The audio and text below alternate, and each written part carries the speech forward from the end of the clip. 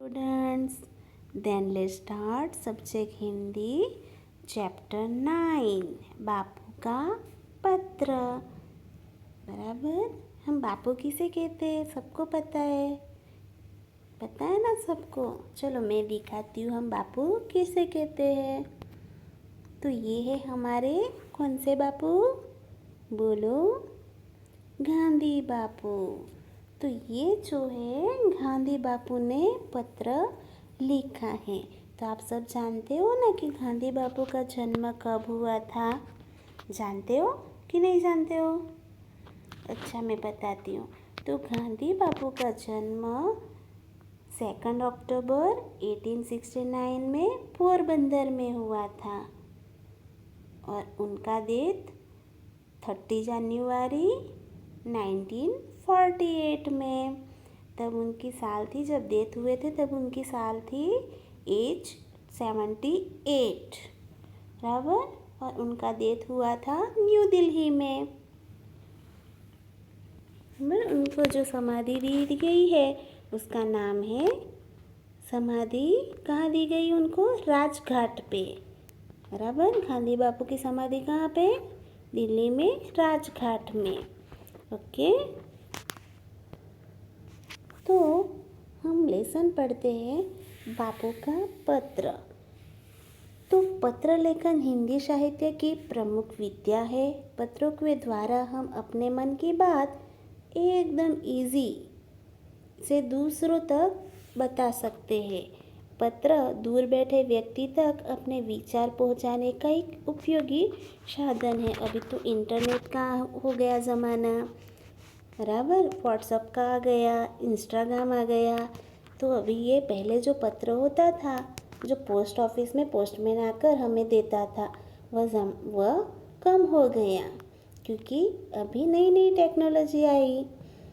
तो बापू ने एक पत्र लिखा है। बापू प्रिटोरिया जेल में थे।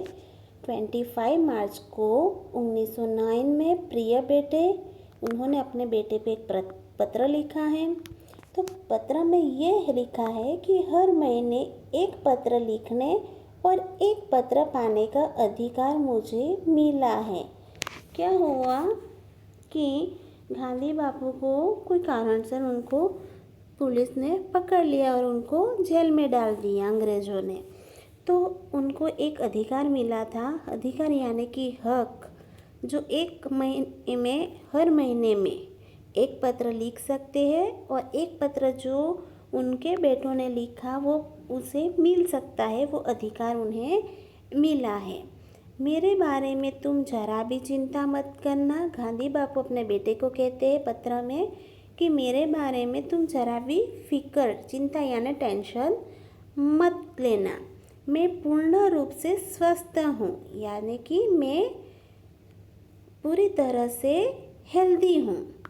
आशा है कि बा अच्छी हो गई होगी। मुझे मालूम है कि तुम्हारे कुछ पत्र यहाँ आए हैं लेकिन वे मुझे नहीं दिए गए। गांधी बापू ने अपने बेटे को कहा कि आपकी बा अच्छी हो गई होगी और मुझे मालूम है कि तुम लोगों ने जो मुझे पत्र लिखे हैं वो कई सारे पत्र आए हैं लेकिन मुझे दिया नहीं गया है। फिर भी डिप्टी गवर्नर की भलमनसी से मुझे मालूम हुआ कि बा का स्वास्थ्य सुधर रहा है। डिप्टी गवर्नर यानी कि जो डेप्यूटी गवर्नर है, उन्होंने बताया कि भलमनसी यानी कि उन्होंने एक सज्जन व्यक्ति है, उन्होंने मुझे बताया कि बा का स्वास्थ्य यानी हेल्थ सुधर रही है।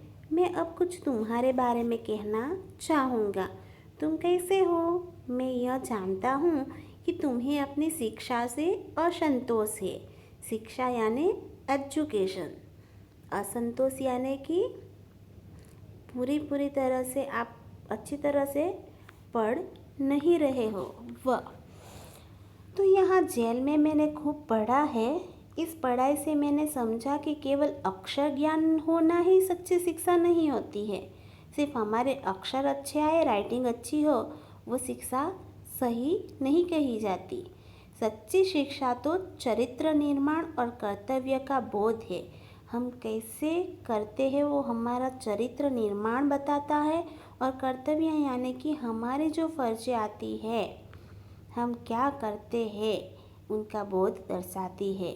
यदि दृष्टिकोण सही है, यानी कि आप सही तरीके से समझ रहे हो, देख सकते हो कि तुम सच्ची शिक्षा प्राप्त कर रहे हो।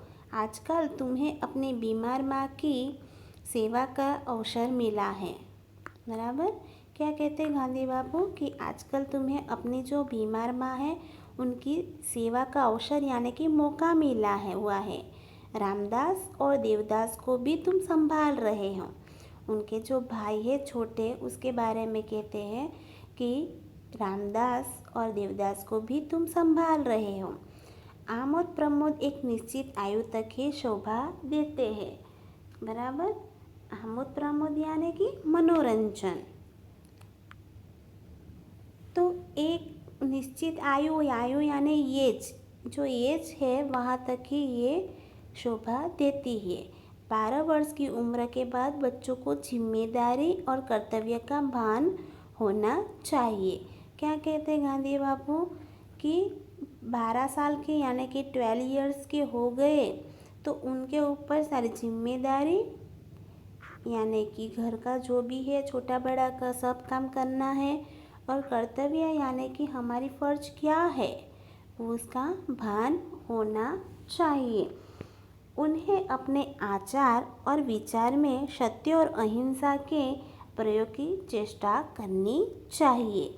उन्होंने अपना जो आचार है, क्या करना चाहता है, क्या सोचता है, वो क्या विचार है प्रकट करना चाहता है, सत्य यानी हकीकत और अहिंसा यानी कि कुछ मारपीट नहीं, कोई सजा नहीं, वह उनकी प्रयोग की चेष्टा उन्हें करनी चाहिए। चेष्टा यानी कि प्रयास, ट्राई करनी चाहिए। आगे का लेसन हम नेक्स्ट वीडियो में नेक्स्ट पार्ट में देखेंगे। आया आपको ये लेसन समझ में? ओके, तो आपका आज का होमवर्क है कि ये जो है आपको पूरी अच्छी तरह से पढ़ना है lesson. Okay, bye, thank you.